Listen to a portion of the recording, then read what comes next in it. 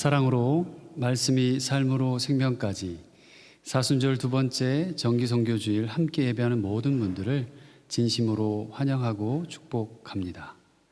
오늘은 정기선교주일 예배로 드립니다. 지금 현재 사순절 40일 동안 또 이어서 계속해서 성경을 읽을 것이고요. 매일 아침 7시에 오이코스의 3분 말씀 묵상에 관계된 사이트를 여러분들에게 보내드리고 있습니다. 같이 묵상하시고 또 탄소 릴레이 금식을 지금 계속 진행 중에 있는데요. 이번 주는 세 번째죠. 일회용품 금식을 저희가 이제 시행하려고 합니다. 비닐봉지가 분해되는 데는 약 한 500년 정도의 이상의 시간이 걸린다고 해요. 지구는 한 번 쓰고 버릴 일회용품이 아니잖아요. 그렇기 때문에 이번 한 주 동안에라도 우리 비닐봉지와 일회용품 물품들을 또 컵을 사용하고 또 장바구니와 텀블러나 또 사용할 수 있는 물건들을 생활화하도록 그렇게 노력해 봤으면 좋겠습니다. 개별 포장된 제품이나 일회용품 사용이 많은 배달 음식 같은 것들 삼가고 또 플라스틱을 사용하지 않는 방법들을 찾아보는 그리고 줄여보는 시간으로 삼기를 바랍니다. 새가족 양육이 이제 이번 주에 토요일 날 이제 마지막 양육이 끝나고요. 그 이어서 바로 큐티 세미나가 있을 예정입니다. 큐티 세미나 2주 후에는 교회 양육이 이제 시작될 예정인데요. 교회에 대한 양육을 시작할 예정이고요. 이때는 올해 임직을 하게 될 임직하실 분들 비롯해서 전 교인들이 함께 신청하고 참여할 수 있습니다. 코람데오 수련회가 3월 12일 날 금요일 20시에 8시에 저녁 8시에 허근명 목사 대통벌도 찬양교회 목사님을 모시고 진행될 예정입니다. 기도해 주시길 바라고요. 또 3월 둘째 주일이 저희 교회 창립 26주년으로 드릴 예정입니다. 작년에 원래 25주년으로 드리려고 했는데 코로나로 말미암아 하지를 못했어요. 그래서 올해는 영상 이렇게 온라인으로나마 함께 같이 또 그럼에도 불구하고 예배를 드리려고 합니다. 교우 소식입니다. 좀 전에 연락을 급하게 받았는데요. 이대현 전사님 외할머니께서 지금 의식이 없으시고 또 위급한 상황이신 것 같아요. 현재 요양원에 계시는데 온 가족들이 또 모여 있다고 합니다. 전사님 가정을 위해서 기도해 주시고 또 한국에 계신 할머니와 또 가족들을 위해서 기도해 주시기를 바랍니다. 아비투어 준비하는 우리 빗땅 친구들을 위해서 기도해 주시기를 바라고요. 이번 한 주 동안 모나코 땅을 위해서 또 자비오이코스 정태훈 집사님 또 곽태평 집사님 또 리더로 섬기시는데 이분들과 조원들을 위해서 오이코스 원들에서 기도해 주시기를 바랍니다.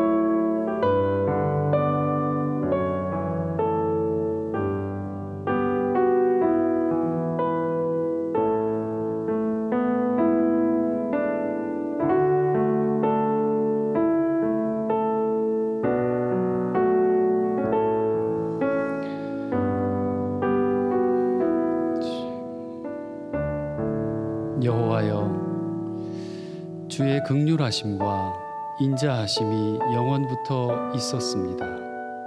주님, 이것들을 기억하여 주옵소서. 여호와는 나의 목자시니 내게 부족함이 없으리로다. 아멘. 은혜로우신 하나님, 오늘도 우리에게 생명 주시고 좋은 하루를 주신 주님께 감사와 영광을 올려드립니다. 십자가가 점점 가까이 다가오는 사순절 기간의 날에 저희를 이 예배의 시간으로 부르시어 무거운 죄짐을 십자가 밑에 풀어놓게 하시니 감사합니다.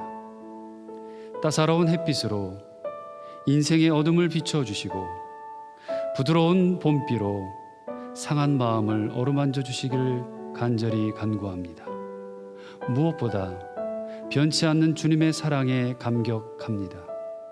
이제 무릎을 꿇고 눈을 들어 대속의 주님을 바라봅니다. 우리의 심령 깊은 곳에서 우러나는 감사의 찬미로 구원의 주님을 찬송합니다. 선교지마다 주님의 은혜와 긍휼, 선하신 주님의 인도가 가득하길 간구합니다. 오늘 이 시간 경배를 받으시옵소서. 우리를 구원하신 예수 그리스도의 이름으로 간절히 기원드립니다. 아멘. 나는 전능하신 아버지 하나님, 천지의 창조주를 믿습니다. 나는 그의 유일하신 아들, 우리 주 예수 그리스도를 믿습니다. 그는 성령으로 잉태되어 동정녀 마리아에게서 나시고 본디오 빌라도에게 고난을 받아 십자가에 못 박혀 죽으시고 장사된 지 사흘 만에 죽은 자 가운데서 다시 살아나셨으며 하늘에 오르시어 전능하신 아버지 하나님 우편에 앉아 계시다가 거기로부터 살아있는 자와 죽은 자를 심판하러 오십니다. 나는 성령을 믿으며 거룩한 공교회와 성도의 교제와 죄를 용서받는 것과 몸의 부활과 영생을 믿습니다. 아멘.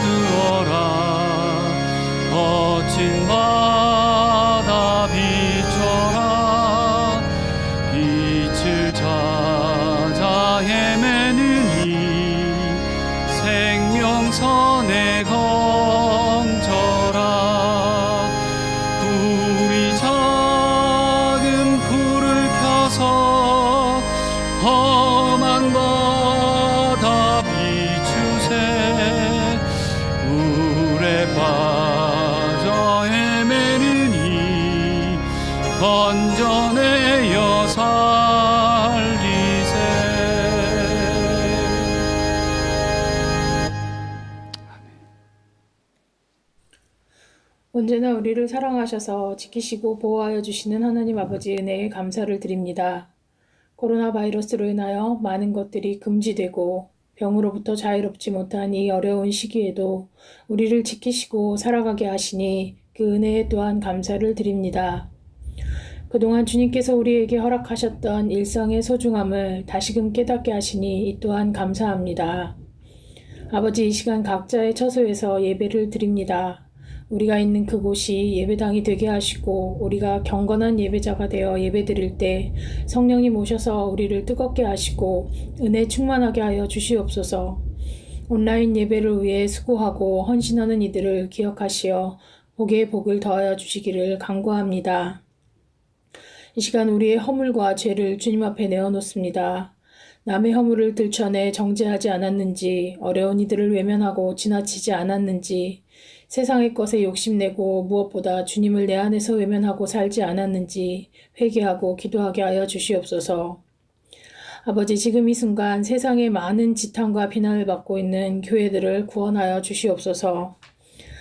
지금의 교회 현실이 나 아닌 다른 이의 잘못이 아니라 바로 나로부터 시작되었음을 알고 반성하고 기도하며 변화되게 하시고 주님의 참 진리와 복음을 전하며 주님의 향기를 내뿜는 세상을 살피고 구원할 수 있는 진정한 교회들로 거듭나게 하여 주시기를 기도드립니다.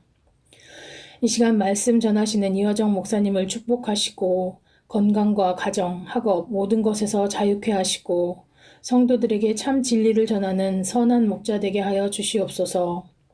또한 담임 목사님을 도와 사역하시는 모든 목회자들을 기억하시어 그분들에게도 동일한 은혜를 내려주시기를 기도합니다. 성도들로 하여금 목회자들을 위한 기도가 끊이지 않게 하시고 세상의 것으로부터 유혹받지 않고 사탄의 시험에 들지 않도록 기도로서 동역하게 하옵소서. 꿈땅과 빗땅의 어린이들과 청소년들을 위해 기도합니다. 언제나 주의 품 안에서 안정케 하시고 그들이 독일에서 성장하고 살아가는 모든 과정에 주님 간섭하여 주시옵고 인도하여 주셔서 선한 영향력을 가진 사회의 구성원으로 살아가게 하여 주시옵소서.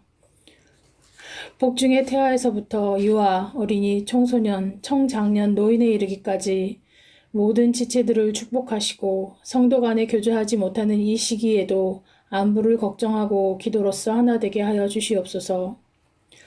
사순절을 보내고 있습니다. 주님의 고난과 죽으심 그리고 부활을 기다리며 회개하고 묵상하며 경건하기를 원하며 이 모든 말씀 우리를 위하여 십자가에 못 박혀 죽으시고 부활하신 예수 그리스도의 이름 받들어 기도드렸습니다. 아멘.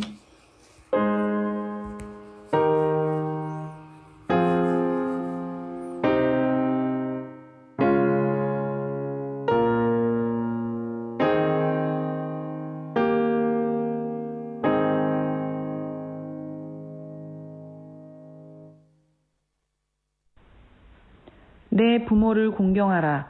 그리하면 내 하나님 여호와가 내게 준 땅에서 내 생명이 길리라. 살인하지 말라. 간음하지 말라. 도둑질하지 말라. 내 이웃에 대하여 거짓 증거하지 말라. 내 이웃의 집을 탐내지 말라. 내 이웃의 아내나 그의 남종이나 그의 여종이나 그의 소나 그의 낙이나 물은 내 이웃의 소유를 탐내지 말라.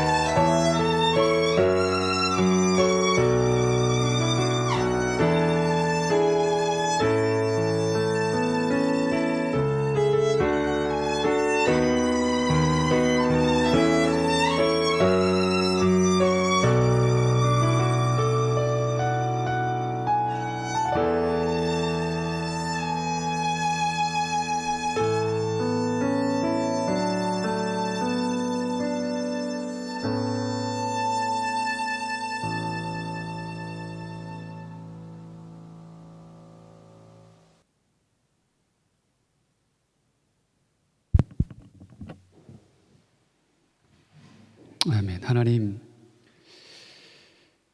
감사합니다. 형제여 성도들의 마음이 너로 말미암아 평안함을 얻었으니 내가 너의 사랑으로 많은 기쁨과 위로를 받았노라. 이 말씀대로 한 해를 걸어갑니다. 도로툰 성결교회에 있는 모든 공동체 한 사람 한 사람 사랑으로 살게 하시고 그 사랑으로 걷게 하시고 그 사랑으로 말하게 하여 주시기를 원합니다. 그래서 그들의 삶이 세상이 어떠하든지 무슨 말을 하든지 뭐라 하든지 하나님의 사랑이 우리를 움직이게 하는 놀라운 힘이 원동력이 되게 하여 주옵소서. 오늘 말씀 앞에 섭니다. 이 말씀이 우리의 생명이 되게 하시고 능력이 되게 하여 주옵소서. 예수 그리스도의 이름으로 기도드립니다. 아멘. 우리 주님의 은혜와 평강이 사랑으로 여러분의 삶과 가정, 일터와 사업 가운데 함께하길 빕니다. 방금 제가 기도하면서 성구를 우리 교회 표어를 읽었잖아요. 제 성경에는 이 지금 책갈피가 이렇게 책갈피 성경을 이렇게 해주는 걸 이렇게 손으로 누가 만들어서 저희 교회 빗땅 친구가 자매가 하나 만들어서 저에게 선물로 줬어요. 이걸 꼭 오늘은 읽고 시작을 해야겠다는 마음이 들어서 성경을 읽다가 또 꺼내서 읽고 기도하게 됐습니다.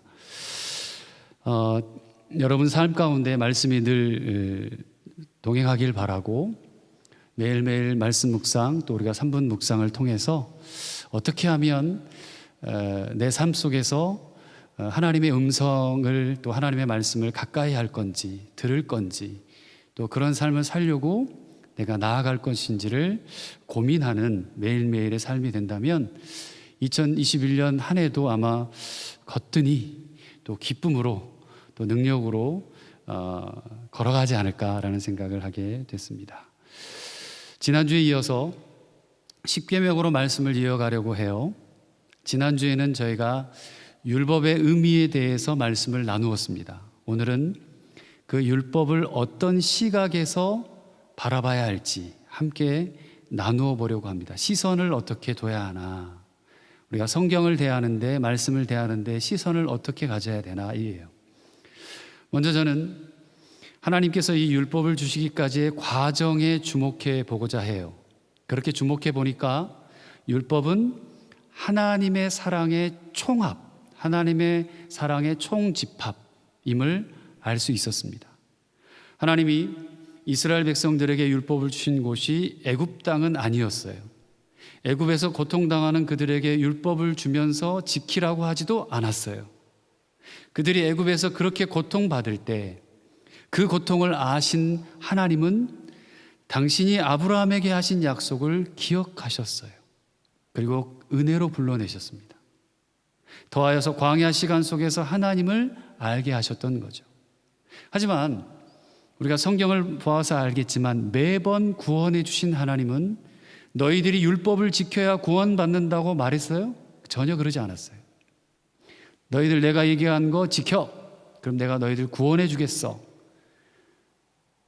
하나님의 거룩한 백성이기 때문에 율법을 지키라고 하신다는 그 의미가 우리는 성경을 통해서 보게 됐죠.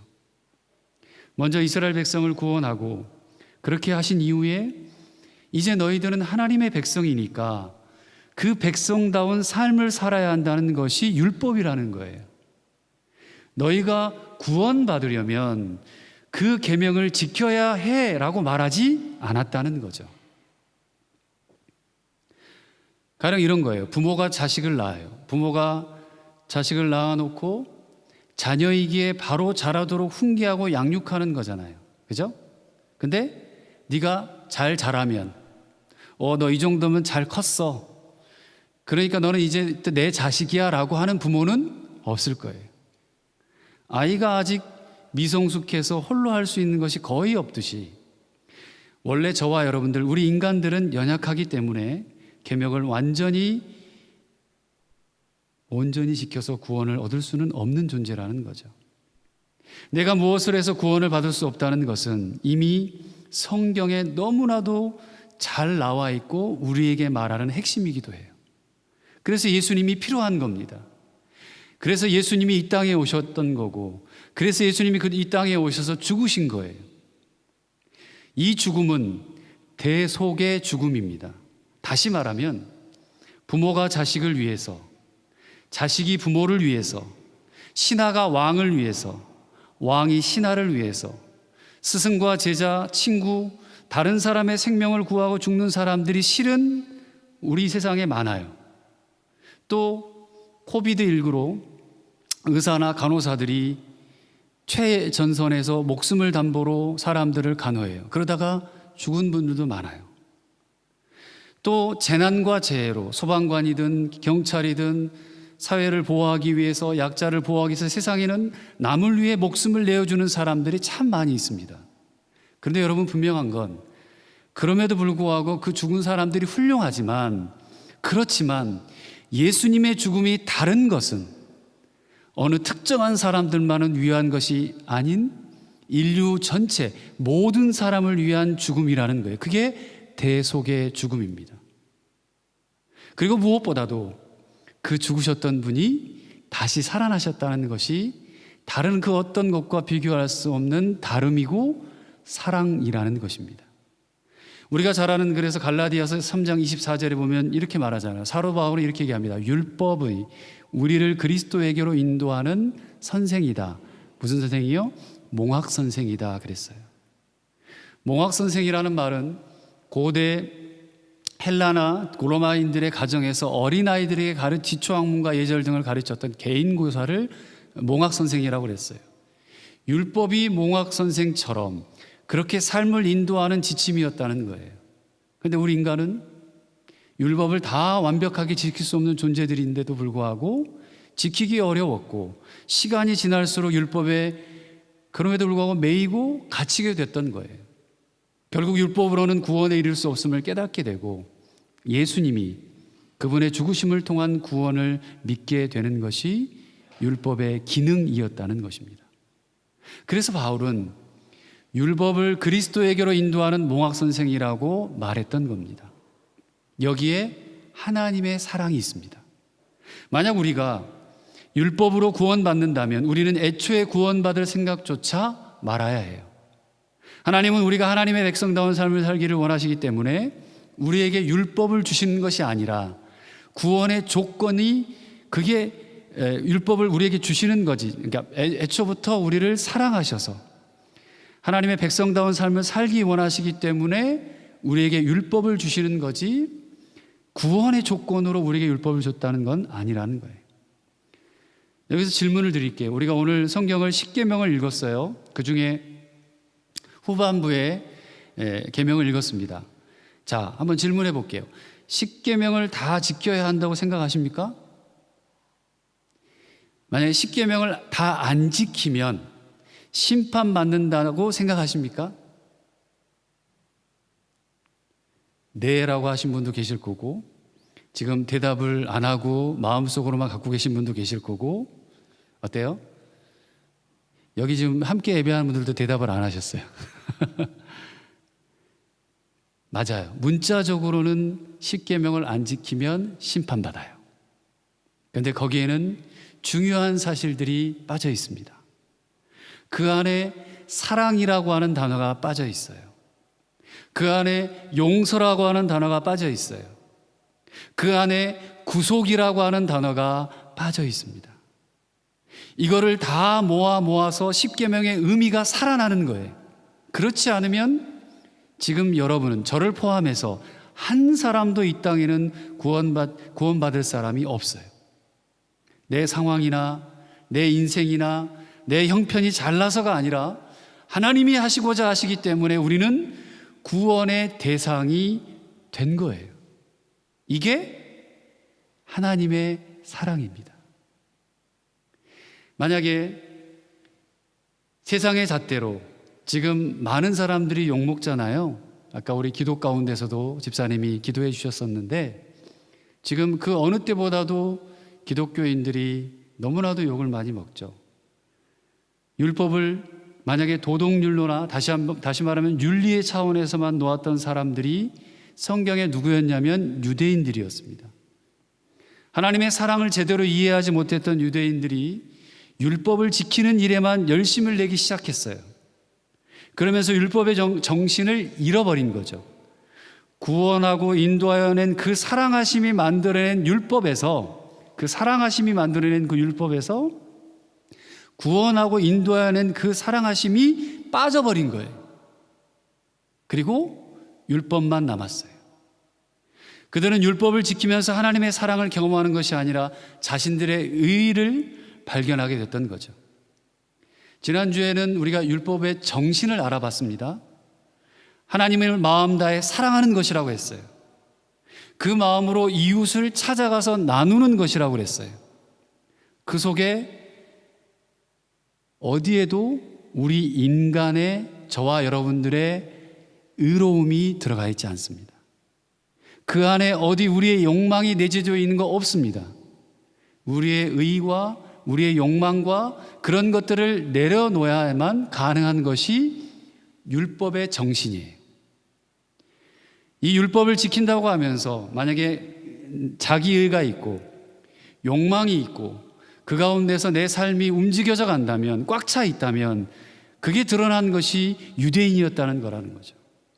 그래서 만약 누군가가 나는 의로운 사람이라고 말한다면 그 사람은 예수 믿는데 나는 의로워라고 말하면, 아니 정말 죄밖에 없지만 하나님이 의롭다 하셔서 의롭다라고 얘기하는 것과 예수 믿으면서도 아니야 나는 정말 의로워라고 정말 인간적으로 생각하며 사는 사람이 있다고 한다면 하나님 앞에 제대로 서보지 못한 사람일 수 있습니다. 세상 사람은 그런 사람이 많죠. 법 없이도 살 사람이라고 말들을 많이 해요. 자신의 의를 내려놓는 것이 성경에서 율법에서 보이신 하나님의 사랑을 깨닫는 길이라요.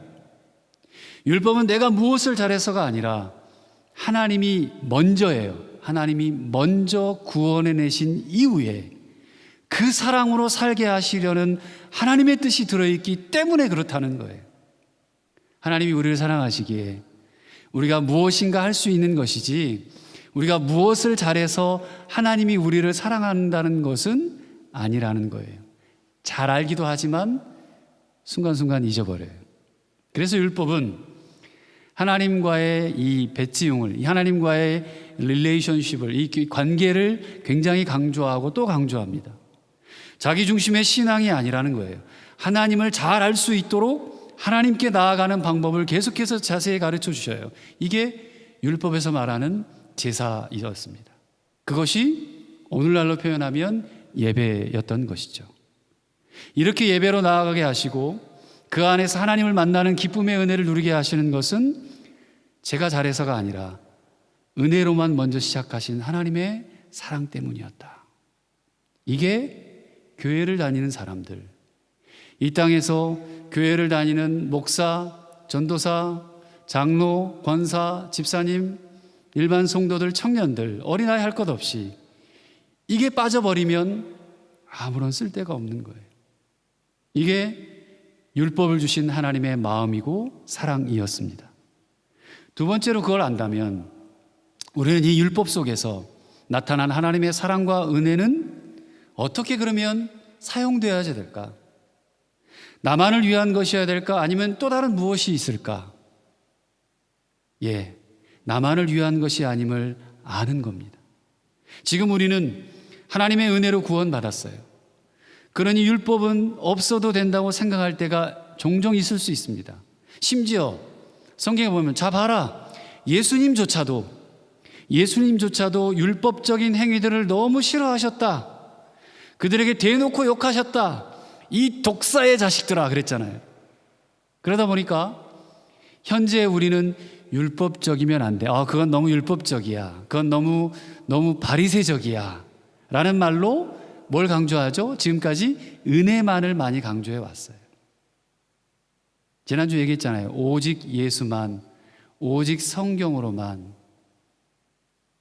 근데 은혜만을 강조하고 정말 율법이 무엇이 중요한지를 놓쳐버리고 살았던 거죠. 이 속에서 얼마나 큰 함정이 있는지 알아야 돼요. 율법 정신에 하나님의 사랑과 은혜가 전제되어 있고 서로 함께하며 공동체적 삶을 사는 것이 들어있어요. 그런데 신약시대의 율법이라는 것은, 우리가 보는 이 성경에 나와 있었던 신약시대의 율법이라는 것은 그 모든 정신을 그 당시에는 잃어버렸어요. 그래서 예수님이 책망하셨고 책망받았던 거예요. 그리고 하나님의 사랑하심을 다시 보이시는 것이 예수 그리스도의 이 땅에 오심과 죽으심이었다는 거죠. 우리는 그것도 은혜라고 부릅니다. 그러니 우리는 은혜로만 시작해서 따지고 보면 은혜로만 살게 되는 거죠. 그 은혜를 아는 사람들은 당연히 그 은혜에서부터 시작한 율법 정신이죠. 사랑하는 것, 나누는 것, 돌보는 것, 이 공동체적인 삶을 다시 되살려야 한다는 거예요. 이것이 율법이 말하는 삶, 오늘날 그리스도인들이 생활하고 살아야 되는, 이 땅에 교회를 다니는 분들이 살아야 되는 삶이라는 거예요. 근데 요즘 교회에서는 하나님의 은혜를 강조 많이 하잖아요. 예전부터 지금까지 그래 왔어요. 근데 그건 대부분의 사람들이 나에게만 한정하는데 많이 그렇게 생각하고 살아가요. 그 은혜를 나에게, 개인에게 한정시켜버리고 다른 것은 안 해도 된다, 다른 것은 율법이다라고 말하고 살았던 거예요. 다시 말하면 나를 위한 율법은 회복시켰는데, 자, 나는 괜찮아요. 은혜 안에 살아요. 근데 하나님이 원하시는 공동체, 하나님이 원하시는 이 땅에 세운 교회, 그 공동체를 향한 율법은 버린 거라는 거죠. 이게 율법 정신을 잃어버린 지금 교회들의 모습인 겁니다. 그래서 예수님도 마태복음 5장 17절에 이렇게 말씀하십니다. 내가 온 것은 율법을 폐하려고 온 것이 아니요 완전케 하려 왔다라고 말해요. 예수님은 율법을 폐하시라 하지 않았죠. 다만 율법 정신을 잃어버린 너희들, 자 봐라, 내가 그 핵심이다. 내가 하고 있는 이 하나님 나라의 복음을 전하는 것, 내가 사람들을 치유하고 가난한 자와 억눌린 자와 상처 입은 자와 그리고 그들을 만나고 함께 했던 것을 보여주셨던 것, 이게 복음이다. 이게 율법의 정신을 다시 회복하는 것이다. 책망하셨던 거예요. 저는 우리 기독교가 윤리부재의 시대를 살고 있다라고 생각을 합니다. 그럼에도 불구하고 윤리가 많이 부재해 있어요. 나 좋은 은혜만 강조합니다. 그 은혜를 주신 하나님은 바라보지 않습니다. 죄인 된 나를 향한 하나님의 은혜는 감격하고 바쁜데, 그리고 왠지 모르게 기쁜데, 나만 예배하고 나만 기도하고 나만 하나님 앞에 성경 읽고 그건 너무나도 바쁘고 좋아요. 근데 그분이 나를 통해 하실 일에 대해서는 너무나도 아둔했던 거예요. 그래서 교회가 교회답지 못한데도 교회 안에 있으면 무엇인가 얻는 것 같은 뿌듯함이 느껴졌던 것입니다. 교회가 나만을 위해 존재하고 이 땅의 교회가 교회만을 위해 존재하는 시대가 되어버렸어요. 그러다 보니 세상이 교회를 비난하고 손가락질하죠. 당신들이 믿음을 가졌다고 하는데 요 봐라, 요 봐. 삶이, 너희들 지금 모습이, 행동이, 말이 너희들을 통해 믿음이 안 보여. 너희들을 통해 보여봐라 이거예요. 한국 기독교 역사에서 지금처럼 세상으로 고발당하던 시대는 없었어요. 근데 여러분, 우울하지도 마시고 낙심하지도 마시고, 여러분 그럼에도 불구하고 여러분 다운되지 마세요. 하나님은 결코 실수하지 않고요. 하나님은 결코 패하지 않고요. 하나님이 결코, 여러분 그 이름이 욕되는 것이 사람 때문인 거지 하나님은 욕먹는 존재가 아니시잖아요. 근데 우리는 그것 때문에 실망해요. 우리는 그것 때문에 가나안 성도가 돼요. 안 나가 성도가 돼요. 교회를 나가기 싫다. 나도 그 무리에 속하기 싫다. 아, 교회 다닌 사람이 왜 저래? 그 소리 듣기 싫어. 근데 여러분 성경을 보면 그 소리보다 더한 소리와 소식과 고난과 환난과 고통을 당한 것이 그리스도인들이었어요. 우리 기독교가 원래 이렇진 않았습니다. 초대교회 사람들을 한번 봅시다. 그들은 동화 속의 환상의 인물들이 아니에요. 만들어 놓은 사람들이 아니에요. 처음 복음을 들었을 때 하나님의 사랑을 알았고 공동체가 무엇인지 알았던 사람들이 살았던 실제의 삶이 율법, 이 말씀, 성경에 기록되어 있고 그런 분들이 초대교회에 살았던 우리의 선배들이었어요. 그들은 더 신앙이 좋을 수밖에 없는 특별한 상황을 가진 사람들이 아니었어요. 우리보다 더 좋았다? 아니었어요. 코비드19 이것보다 더 했어요. 그들이 모범인 이유는 더 없이 심한 고난 속에서도 하나님의 은혜를, 하나님의 마음을 제대로 알았기 때문이었어요. 근데 지금 우리는 우리라고 하는, 나라고 하는, 혹은 시대라고 하는, 환경이라고 하는 이 상황 속에 너무 갇혀서 아무것도 하려고 하지 않고 하지도 못합니다. 예수님의 마음, 하나님의 마음, 그 모든 정신이 사라져 버렸어요. 삶의 역사가 사라져 버렸어요. 그래서 생각 있는 많은 그리스도인들이 방황하기 시작했습니다. 말씀대로 살고 싶어도 어떻게 살아야 할지도 알지 못하는 시대이기도 합니다. 은혜로부터 시작하고 그 은혜가 이 땅 위에 뿌리 내리기 원하시는 하나님의 율법 정신은 없고, 그게 정말 중요한데 나만을 위한 은혜만 부르짖는 것이 지금 우리들의 현실이 돼버렸어요. 종종 교회 다니는 분들 중에 이런 사례들이 많이 있습니다. 나는 기도했기 때문에, 회개했으니까 하나님이 다 용서해 주셨어. 맞는 말입니다. 근데 거기에 회개와 하나님의 용서는 있어요. 근데 세 번째 게 없는 게 많아요. 실제 피해를 입은 당사자의 용서와는 상관없이 이루어진 은혜만을 이야기한다는 것이 큰 문제점이 된 거죠. 우리는 너희와 세상과는 다르다. 나는 나만 잘 믿으면 돼. 이렇게 돼버렸어요. 그게 아니라 분명히 성경은 말하잖아요. 세상에서 소금이 되고 빛이 되라. 세상에서 너희들의 삶으로 복음을 전하고 그리고 생명을 살리는 사람을 살리는 너희들이 나가라 라고 말씀하셨는데 그거는 못 해버렸어요. 사랑하는 성도 여러분, 나만의 은혜, 우리 교회만의 행복, 우리 교회만의 좋음, 나만의 예수는 율법 정신이 아니에요. 하나님 정신도 아니에요. 여러분, 한번 질문합니다. 여러분은 은혜를 누리고 은혜를 받고 살고 싶으십니까? 여러분들은 은혜 받고 싶으십니까? 도로투문 성결교회가 은혜가 넘치는 교회가 되길 원하시나요?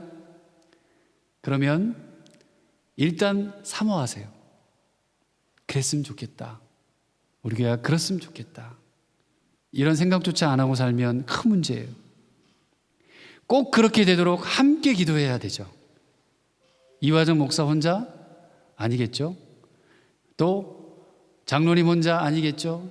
권사님 혼자? 아니겠죠. 집사님 혼자? 아니겠죠. 리더들 혼자? 아니겠죠. 함께 기도해야 돼요. 할 수만 있다면 하나님의 그 사랑을 마음껏 누렸으면 정말 좋겠어요. 그 사랑 생각하면 너무 좋아서 오늘 밤, 아니 매일매일 잠을 설레면서 그렇게 살았으면 좋겠어요. 내일 하루가 또 시작되네? 하나님이 어떻게 하실까? 말씀을 내가 읽을 때 하나님이 어떻게 역사하실까? 하나님이 내가 비록 한정된 삶이지만 코비드19 때문에 한정된 삶이고 할 수 있는 게 한계가 있지만 그럼에도 하나님이 오늘은 또 어떻게 하실 것인가? 여러분 설레고 기대하며 사셨으면 좋겠어요. 하지만 그 사랑은 나만을 위한 것이 아니라는 거예요. 우리가 하나님의 은혜마저 나만을 위한 것으로 제약해버릴 때, 한계를 저버릴 때 우리는 율법 정신을 그때부터 잃어버리는 거예요. 신약시대에도 율법의 문제가 아니었어요. 율법이 책망받을 때는 율법 정신이 사라졌을 때였어요. 우리 그리스도인도 그리스도인의 정신이 사라지니까 욕먹는 거예요. 그래서 욕먹는 거예요. 사랑하는 도로성결 가족 여러분, 은혜의 본질은 예수님을 위해 사는 것이 아니에요. 잘 들으세요. 은혜의 본질은 예수님을 위해서 사는 것이 아닙니다. 우리가 그분을 위해 아무리 살려고 발버둥 쳐도 우리 힘으로는 살 수 없어요. 은혜의 본질은요, 예수님이 우리를 통해서 나타나시는 것이 되어야 됩니다. 내가 받은 은혜와 감격만큼 내 삶에서, 내 인생에서, 내 인격에서 드러나게 나를 내놓아야 합니다. 이게 율법 정신이에요. 하나님 사랑을 지나서 가족으로 향하고 이웃들에게까지 가길 바라셨던 것이 하나님의 마음 10계명이었습니다. 은혜 받아서 감격하고 그 기쁨과 능력으로 교우들을 섬길 수 있고, 감격하고 좀 더 반듯해지고, 예수 믿는 사람으로 감격하고 그 반듯한 마음과 삶의 자세를 가지고 밖으로 나가고, 감격하고 감격해서 나를 통해 은혜가 밖에서 나누어지기를 원하는 그런 삶을 사십시다. 이것이 교회를 향한 하나님의 기대이십니다. 주일 예배를 드리고 방송 팀원들을 이제 다 끝나고 정리하고 모셔다 드려요. 몇 번 도르트문트 시내 쪽에서 모셔다 드리면서 봤어요. 지지난주에도 봤습니다. 종종 아프리카 개마인대 사람들이 길거리를 걸어가는 걸 봤어요. 남자가 기타를 메고 여자분이 키보드 건반을 반대로 메야 되는 거 아닌가 싶긴 한데, 그 무거운 걸 여자분들이 막 들고 막 달려가요. 걷거나 뛰는 걸 봤어요. 그 모습을 보면서 미소가 이렇게 절로 지어졌습니다. 그 모습이 아름다웠어요. 왜요? 그 사람은 지금 하나님을 예배하러 가는, 그리고 그 모습 가운데 하나님을 사랑하는 마음이 보였고요, 공동체, 교회와 성도들을 섬기기 위해 환한 미소로 뛰어가는 모습이, 그 아름다움이 보였습니다.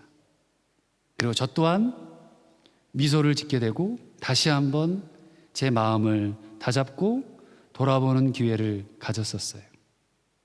하나님을 사랑하고 이웃, 공동체를 사랑하는 마음으로 그렇게 다시금 리부트를 했던 거죠.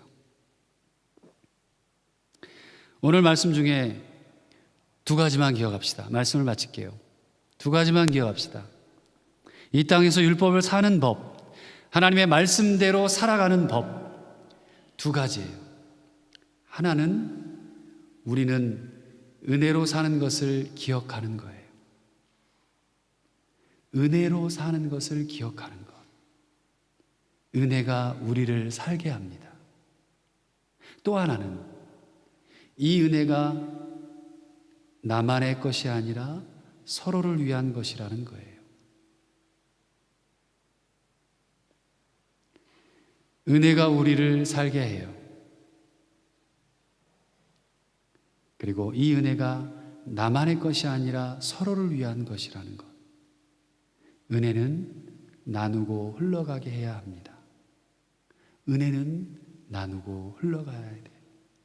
이것이 오늘날 이 땅에서 하나님의 은혜를 사는 삶입니다. 기도하겠습니다.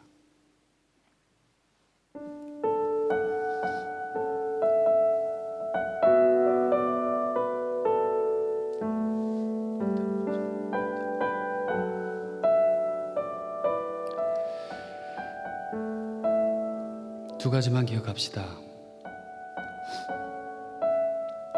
이 땅에서 말씀대로 사는 법은 첫 번째는 은혜로 사는 것을 기억하는 거예요. 내가 하나님의 그 사랑, 하나님의 그 은혜로 사는 거다. 그리고 두 번째는 그 은혜가 나만의 것이 아니다. 서로를 위한 것, 서로를 위해 나누는 것, 나누고 흘러가게 하는 것, 그것이 은혜이다. 그것이 십계명의 정신이다. 그것이 오늘 우리가 사는 하나님의 은혜를 사는 길이다. 우리 말씀 생각하면서 같이 한번 기도했으면 좋겠습니다. 하나님 감사합니다.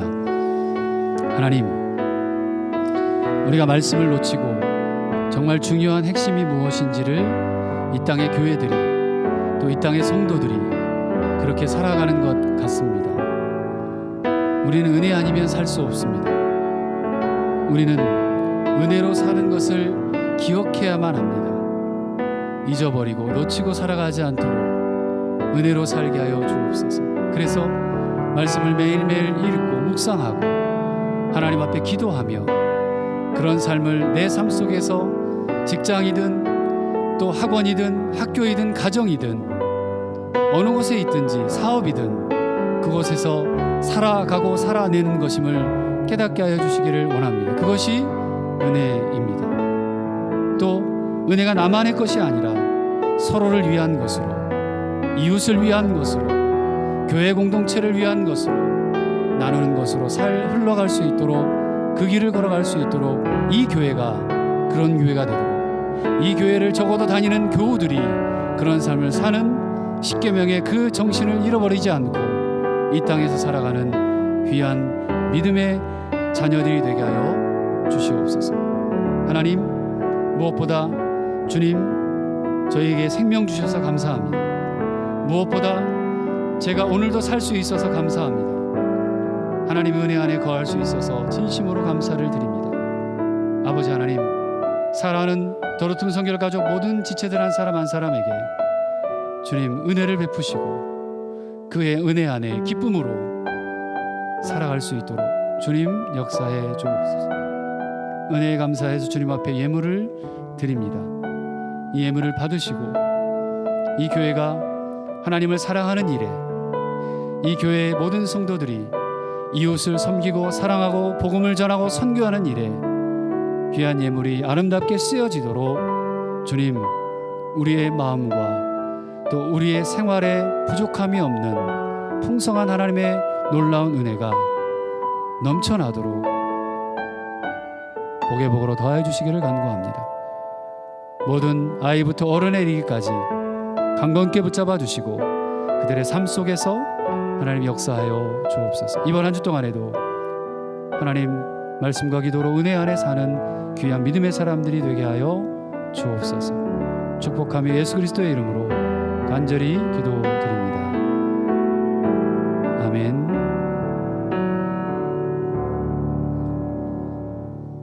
위탁의 말씀입니다. 예수께서 내가 곧 생명의 떡이니 내게 오는 자는 결코 줄이지 아니할 터이니 나를 믿는 자는 영원히 목마르지 아니하리라. 예수께서 친히 나무에 달려 그 몸으로 우리 죄를 담당하셨습니다. 그러므로 예수 그리스도의 사람들은 그의 죽으심과 부활, 승천과 다시 오심을 마음에 새겨 항상 복음으로 생명까지 나아가는 삶을 살아야 합니다.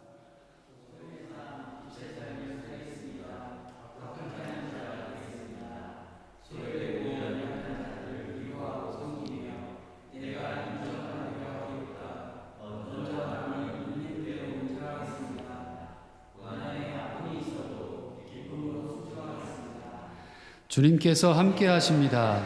주님의 뜻대로 붙드시며 복음으로 제자로 살고 생명을 살리기까지 주님의 뜻대로 인도하소서. 아멘.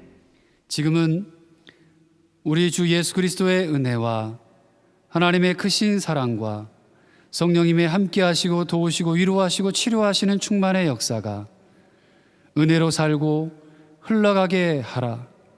십계명의 정신을 기억하고 하나님 앞에 하나님을 더욱 사랑하고 이웃과 생명을 살리고 나누며 사랑하기로 다짐하고 소원하는 이 자리에 머리 숙인 하나님의 백성들, 또 집에서 예배하는 하나님의 자녀들 위해, 그들의 삶과 가정과 직장과 사업 위에, 미래 위에, 그리고 선교지 위에 이제로부터 영원토록 함께 하옵시기를 간절히 축원하옵나이다.